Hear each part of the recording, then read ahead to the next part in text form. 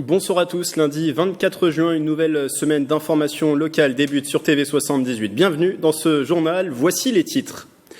L'épisode d'intense chaleur qui commence et va se poursuivre dans les prochains jours. Le préfet des Yvelines a activé le niveau 3 sur 4 du plan canicule. Le thermomètre va frôler les 40 degrés. L'une des conséquences, le brevet des collèges est reporté en juillet. Le numérique au service des médecins et patients, un hôpital virtuel va voir le jour à Saint-Quentin en Yvelines. C'est un projet mené par l'UVSQ, lancé officiellement ce matin à l'UFR Santé Simone Veil à Montigny-le-Bretonneux. Et puis le document a été signé le 28 juin 1919. Le traité de Versailles a 100 ans, signé entre les Alliés et l'Allemagne suite à la Première Guerre mondiale. Nous lui consacrons cette semaine une série de reportages. Et nous parlerons aussi tout à l'heure d'une association yvelinoise, Le Lien, qui fête cette année ses 30 ans. Les thermomètres qui vont grimper très haut cette semaine dans les Yvelines. C'était déjà le cas ce matin, vous le voyez à Montigny-le-Bretonneux, 27 degrés affichés dès 11h. Le préfet a décidé d'activer le niveau 3 sur 4 du plan canicule dans le département. Ce niveau engage la mise en place d'actions de prévention et de communication par les services publics. Certains, en tout cas, cherchaient des points de fraîcheur, comme dans le parc des Sources de la Bièvre à Guyancourt. Les températures qui vont continuer d'augmenter tout au long de la semaine. On sera bien au-delà des 30 degrés. 31 degrés demain à Saint-Quentin en Yvelines, 20 le matin, 20 degrés le matin, ça sera 31 degrés demain après-midi à Saint-Quentin en Yvelines, 34 mercredi et vendredi. La journée la plus chaude est prévue pour jeudi avec un mercure à 36 degrés. La nuit, les thermomètres ne devraient pas descendre en dessous des 20 degrés. Et c'est l'une des conséquences de cette canicule, le report du brevet des collèges, annonce cet après-midi du ministre de l'Éducation nationale, Jean-Michel Blanquer. Prévu ce jeudi et vendredi pour les élèves de 3e, l'examen est finalement reporté au 1er et 2 juillet. Et du côté des Yvelinois, comment se prépare-t-on à cet épisode caniculaire? Océane Bazir et Audrey Chailloux sont allés poser la question ce matin. Comme je le fais à chaque fois, c'est-à-dire commencer par fermer les volets. Ça fait déjà plusieurs jours que je les ferme. Et puis essayer effectivement de profiter des endroits un peu frais. Les brumisateurs, boire beaucoup, ça on nous le dit à longueur de journée, donc je pense qu'on a compris quand même. On a l'impression qu'on prend tout le monde pour des imbéciles, mais je crois qu'on a compris. Je subis un peu, mais je bois beaucoup d'eau.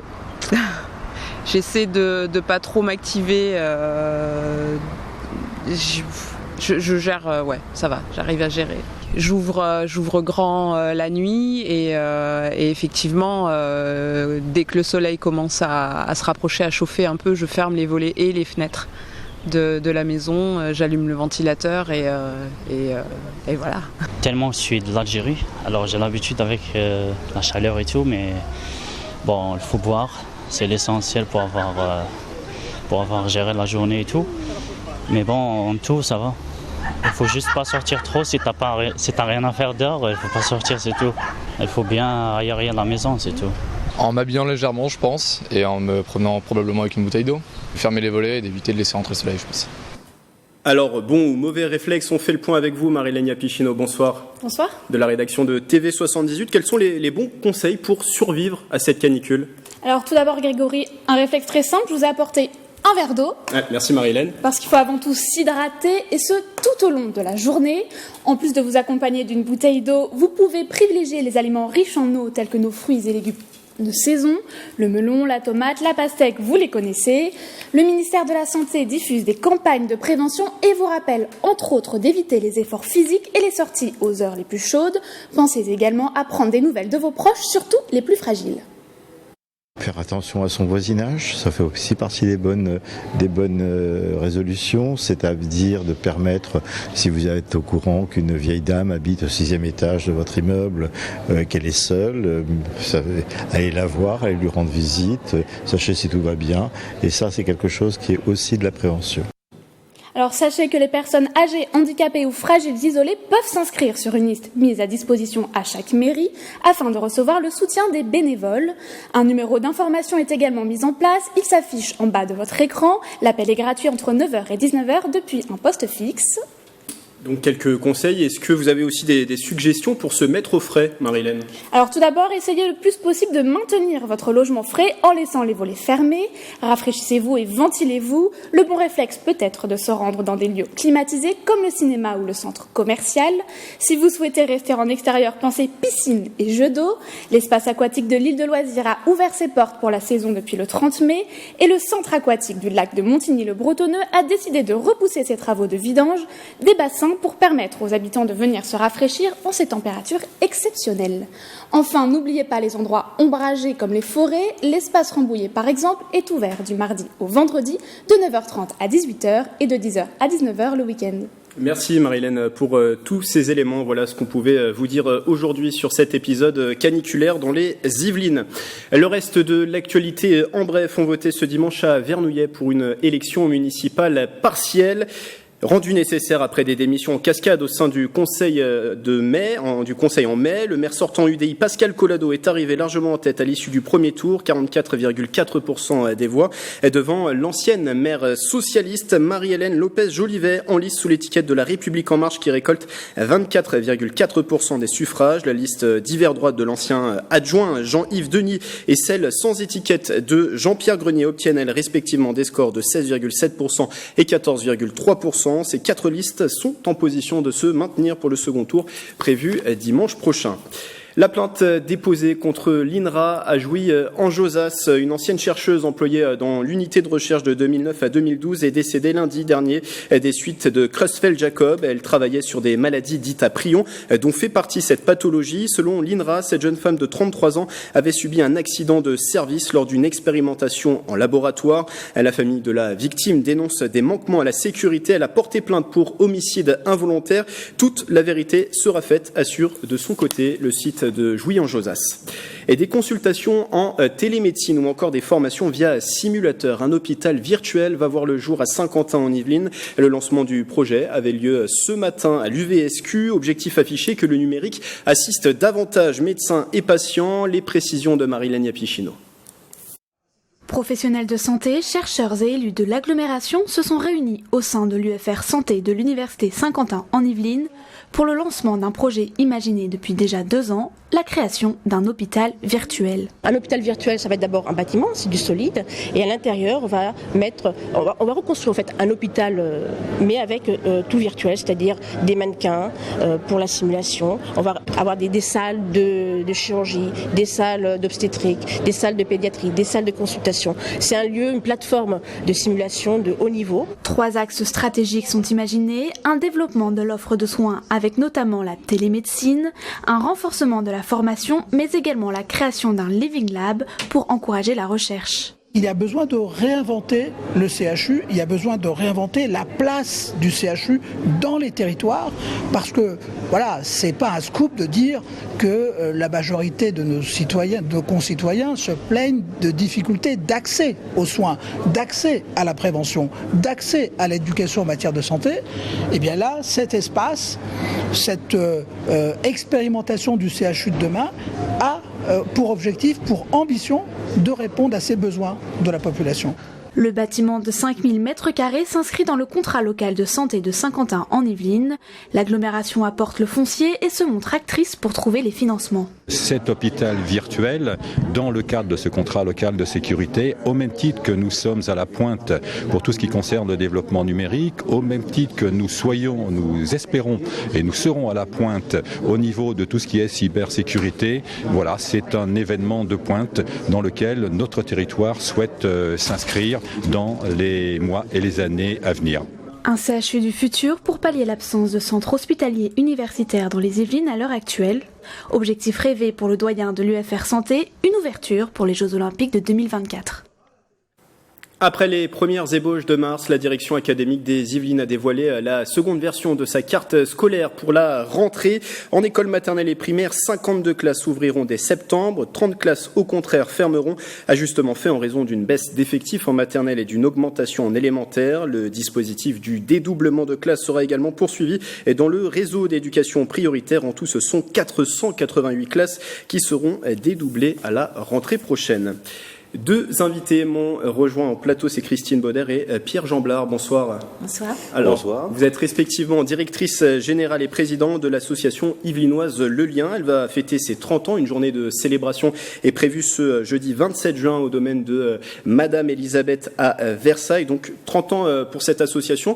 Ça fait 30 ans qu'elle travaille dans l'ombre. En tout cas, elle se fait discrète, cette association. Pierre Jamblard. Oui, discrétion peut-être un peu historique. C'est une association dont l'idée a germé dans l'esprit d'élus départementaux il y a 30 ans.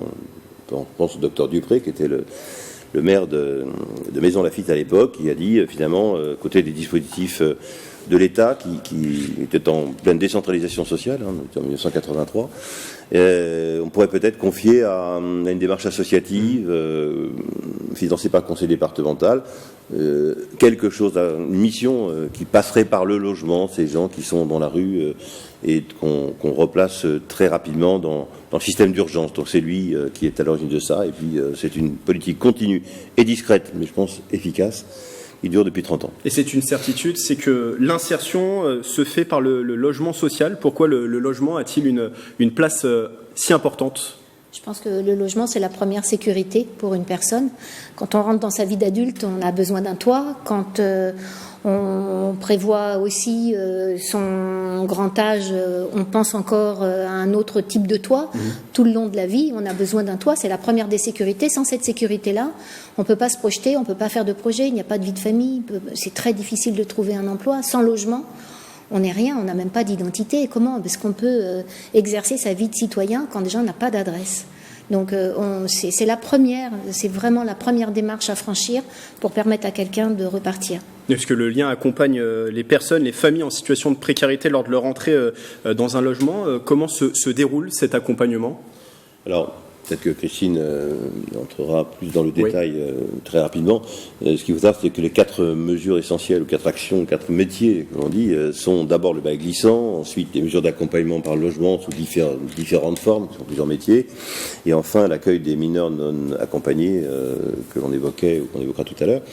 L'idée, c'est qu'effectivement, donner un toit à quelqu'un en situation de précarité doit être complété par un accompagnement social très structuré, très exigeant, mais dont l'objectif est de donner l'autonomie à la personne, et l'autonomie du logement, avec notamment ce bail glissant, cette idée juridiquement très curieuse au départ, et qui dure 18 mois dans un premier temps. L'idée, c'est pas qu'il y ait cet accompagnement tout au long d'une vie, c'est de donner finalement un élan. Exactement. Surtout pas accompagner toute une vie, redonner à la personne l'envie d'agir pour elle, lui montrer qu'elle en a les capacités, c'est lui redonner confiance en elle. Quand on est dans la pire des difficultés, je crois que l'estime de soi est très atteinte, on ne croit plus en soi, on ne croit plus qu'on est compétent, et le système d'aide a ça malheureusement un peu d'effet pervers, c'est que plus on demande de l'aide et plus on a le sentiment qu'on est disqualifié et qu'on est incompétent. Il faut inverser la mécanique. Donc un toit, première des sécurités, un accompagnement pour coacher quelque part, rendre de nouveau la confiance à la personne, faire un plan d'intervention qui permet à la personne d'aller par étapes vers un redressement de sa situation jusqu'à ce qu'elle puisse mesurer qu'effectivement le chemin parcouru, c'est elle qui l'a vraiment parcouru, et c'est elle aujourd'hui qui peut être fière de ses résultats. Et là, voilà, elle reprend sa vie en main, on se retire, et puis l'objectif est accompli. C'est quelque chose qui guide, je dirais, toute la pratique qu'on a développée depuis ces 30 ans. Avec 200 travailleurs sociaux qui œuvrent au quotidien. Alors pour l'association. pas complètement, ils ne sont pas tous travailleurs sociaux, on a plusieurs métiers au lien, on est vraiment dans une vraie pluridisciplinarité. C'est cette richesse-là qui fait que justement on approche un peu dans leur transversalité les situations. Et puis je crois aussi qu'au lien, on a la culture du partenariat. Quand on est une association qui doit œuvrer dans une prise en charge globale, les personnes que nous rencontrons ont des problèmes de santé, elles ont des problèmes d'insertion, il y a beaucoup de difficultés, il faut aussi savoir les orienter, pouvoir être un peu source de conseils et de liens avec d'autres partenaires qui, dans leur champ de métier, apporteront une complémentarité, et c'est tout ça qui fait qu'à un moment donné, la personne va pouvoir se remettre en selle. Et Pierre Jamblard parlait aussi de l'accompagnement des mineurs non accompagnés qui viennent d'Afrique, d'Inde, du Pakistan. Ils sont 220 sur le territoire des Yvelines, c'est ça ? Alors, nous occupons 220 d'entre eux. Ils sont peut-être un peu plus, mais il y a des nombres plafonds affectés par département. C'est une mesure que que le conseil départemental nous a demandé de prendre en charge il y a bientôt 4 ans, à partir justement du constat que ce que pouvait apporter le lien passant par un logement de ces personnes qui sont bien évidemment à la rue et qui sont dans des situations extrêmes était une solution transposable. Ça fonctionne avec un concept que, on peut le dire, on a inventé de A à Z et qui aujourd'hui commence à être copié dans d'autres départements. Et ça fait partie de l'actualité de l'association. Elle va étendre son champ d'action puisqu'elle va travailler aussi dans le département des Hauts-de-Seine. Tout à fait. Oui, on les accueille. présidents des départements ont dû se parler sur le sujet. Je pense qu'ils parlent sur d'autres sujets. Mais le modèle du lien va être déployé sur le 92 dans le cadre d'abord d'une expérimentation et d'un appel à projet qui est en cours. Là aussi pour développer par le logement cet accompagnement d'un public très différent, celui-là. Ce sont des gens, comme vous le disiez, entre 14 et 18 ans maximum. C'est un accompagnement donc transitoire, provisoire, de personnes en situation très faible en termes de culture complètement différente, de langage, de modes sociaux. Ce ne sont pas des délinquants, ce sont des personnes, malheureusement, garçons et filles, qui ont vécu des drames incomparables à ce qu'on peut imaginer, bien sûr, en métropole, et qu'il s'agit de faire rebondir. De cet accompagnement en 20 secondes, on peut lui souhaiter quoi à votre association ? Encore 10 belles années. Je pense qu'on a passé le cap des 30 ans. C'est un bel âge de vie. On va avec beaucoup de sérénité vers nos 40 ans et il paraît que ça sera encore un plus bel âge. On dit que 40 ans, c'est un âge où on vit tous ses rêves. Donc on part dans la confiance. En se disant anniversaire probablement très rapidement. Nous sommes une entreprise sociale et donc on ne pense pas forcément à la culture, encore que. Franck Sinatra disait que souhaites-tu, à la question posée, que souhaites-tu pour ton anniversaire ? La réponse était un autre anniversaire d'entrepreneur social dans ce domaine. Et on vous souhaite bon anniversaire. Merci Pierre Jamblard, merci Christine Bauder d'être passée sur ce plateau. Toutes les informations sur cette association à retrouver sur le lien qui s'affiche en bas de l'écran à partir du 27 juin, la date d'anniversaire qui sera célébrée donc au domaine de Madame Elisabeth à Versailles. C'est le dossier de la rédaction ce vendredi. Ce sera le centenaire du traité de Versailles, signé dans la célèbre Galerie des Glaces le 28 juin 1919, après la Première Guerre mondiale. Premier focus ce soir sur certains documents conservés par les archives départementales. Photos, affiches, sceaux sont décryptés par un historien. C'est au micro de Nicolas Dandry. Ce jour fera date dans l'histoire. Le 28 juin 1919, congrès de la paix au château de Versailles. Après la défaite des Allemands en 1918, les Alliés organisent la paix. C'est le traité de Versailles. Il y a le souci de se présenter comme vrai homme d'État. Souvent, l'audience, c'est une audience essentiellement... il y a beaucoup de militaires sur la photo. On ne va pas du tout sourire. Du côté des Versaillais, le maire de l'époque, Henri Simon, lance un appel à ses concitoyens. Néanmoins, les édifices publics seront pavoisés et illuminés. Les habitants suivront certainement cet exemple. On parle quand même de paix victorieuse, et on sait la victoire peut pas être... la victoire appartient à certaines et pas à d'autres. C'est aussi comme si on veut faire appel aux Versaillais de se sentir quelque peu victorieux, je dirais. C'est après tout, c'est les maires qui vont tirer un bénéfice, si on analyse ça en termes de politique locale. Des chefs d'État et de nombreuses délégations diplomatiques sont présentes ce 28 juin 1919, un événement mené par le président du Conseil français Georges Clemenceau et le président des États-Unis Woodrow Wilson, avec deux visions différentes.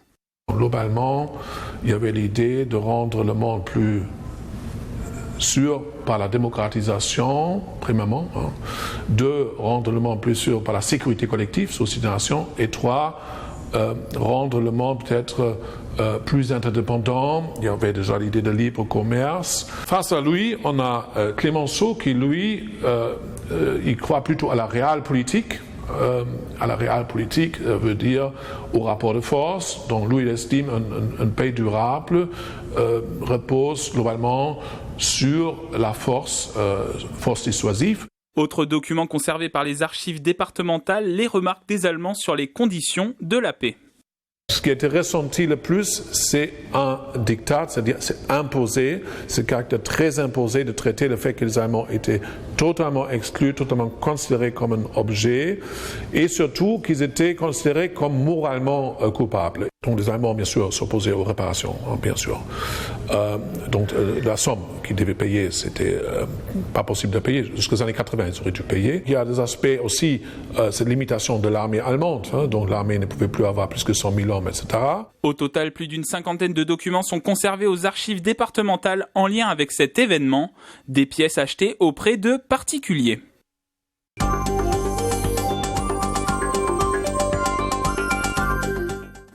Allez, le sport à présent avec vous, Michael Elmidoro, bonsoir. Bonsoir Grégory. Vous nous présentez bien sûr comme tous les lundis les résultats sportifs dans le département du VTT pour commencer cette chronique. C'est une véritable tradition dans les Yvelines. Ce dimanche 23 juin à 9h30 précis, 160 coureurs se sont réunis au pied de la colline d'Elancourt pour participer à la 21e édition de la Revancharde, une course de VTT qui s'est tenue sous les températures estivales. Cette année, un tracé de 5,9 km a été imaginé par les organisateurs sur le futur site olympique des compétitions de VTT en 2024. On écoute l'un des organisateurs. Niveau difficulté assez élevé quand même. Voilà. Après, faut être assez technique par endroit. Il y a un peu de roulant. Faut savoir faire du VTT par endroit. Je sais que voilà, là où ils s'aventurent avec leur vélo, moi je descendrai à côté, c'est sûr. Il a bien bouclé ses 5 tours. Nicolas Dimet de Gif-sur-Yvette remporte cette édition. On écoute sa réaction. Hugo Parmentier qui est parti devant, qui avait 20-30 secondes d'avance. Et ensuite avec Cédric Chartier, on est revenus tous les deux petit à petit. Et voilà, ensuite on a fait le petit groupe de 3 et ensuite on s'est attaqué juste dans la fin, la dernière bosse. En parallèle, l'événement a permis de récolter près de 2500 € en faveur des orphelins des sapeurs-pompiers. Rendez-vous l'année prochaine pour une nouvelle édition.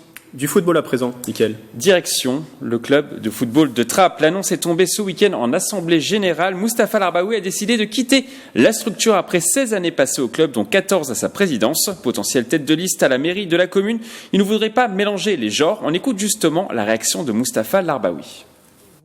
J'avais interdit que l'on mélange le monde associatif avec la politique. Donc j'avais demandé aux éducateurs, dans la campagne électorale, durant les campagnes, de rester en dehors du champ politique pour l'association et préserver bien sûr l'association au-delà de la sphère politique. Donc je me l'applique à moi-même tout simplement. Pendant des années, je l'ai imposé, je me l'impose. Mais rassurez-vous, Grégory, Mustapha Larbaoui a déjà annoncé qu'il viendrait supporter ses désormais ex-joueurs sur le terrain. Abderrazak Guessoum reste président du club. On termine par un hommage, c'était à Manille-les-Hameaux. Pour la 6e année consécutive, un tournoi amical en hommage à l'ancien capitaine du club Franck Klimko s'est déroulé samedi au stade Jacques Anquetil. Le rendez-vous a réuni 10 équipes venues de l'Île-de-France, dont les clubs de Jouan-Josas et Montigny-le-Bretonneux présents depuis les débuts. On écoute les réactions au micro d'Aurélie Ronce. Ça nous a pris un peu de temps pour organiser le tournoi, mais ça fait, on a mis 4 ans à peu près à avoir cette idée. Et du coup là, ça fait 6 ans qu'on pérennise le tournoi et je pense que vu le monde qu'il y a aujourd'hui et vu comment ça fonctionne chaque année, ça a l'air de bien marcher du coup. Déjà c'est pour rendre hommage à la personne qu'on connaissait, à Franck Klimko et revoir des amis qu'on ne voit pas tout le temps et passer une super journée ensoleillée en plus. Après la journée de compétition, c'est finalement Fontenay-le-Fleury qui remporte le tournoi pour sa première participation. Merci à Mickaël pour ce tour d'horizon. Plus d'actualités sportives bien sûr à venir après ce journal, votre émission le 7-8 Sport comme tous les lundis sur TV 78. Enfin, le week-end, avant le week-end même, vendredi, la musique était à l'honneur dans une centaine de pays et de nombreuses manifestations se sont déroulées aux 4 coins des Yvelines. La ville de Croissy-sur-Seine avait misé sur le folklore américain. De son côté, Morpa a renouvelé son opération Terrasse en musique. Ambiance avec Aurélie Ronze et Michael Elmidoro.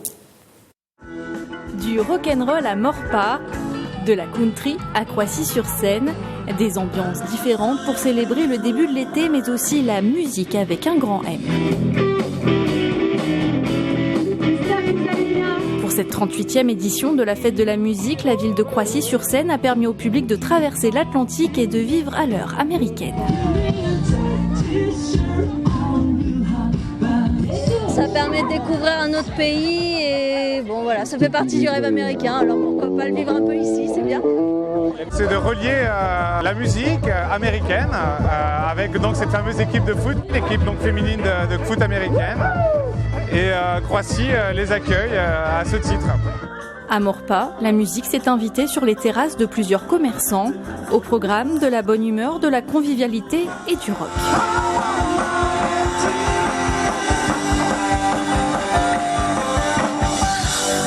On est sur quelque chose aussi qui rassemble les générations, qui permet aussi de sortir du travail, d'avoir un bon moment ensemble. C'est de retrouver des groupes musicaux différents dans les quartiers et de s'y rendre quand on veut, jusqu'à tard le soir. C'est un bon événement pour faire la fête justement, on y découvre des artistes, généralement il fait beau parce que c'est le mois de juin, donc non, c'est super sympa comme événement. C'est un endroit convivial où on rencontre quand même pas mal de gens, on peut s'amuser, boire un petit coup, voilà, faut faire attention avec l'alcool évidemment si on conduit, mais par contre c'est super quoi. Cette année encore, plus de 120 pays à travers le monde ont fêté en musique le plus long jour de l'année. Voilà, c'est la fin de ce 7-8 journal. Retrouvez nos reportages et l'édition complète sur notre site internet et notre application mobile TV78. Belle soirée à tous.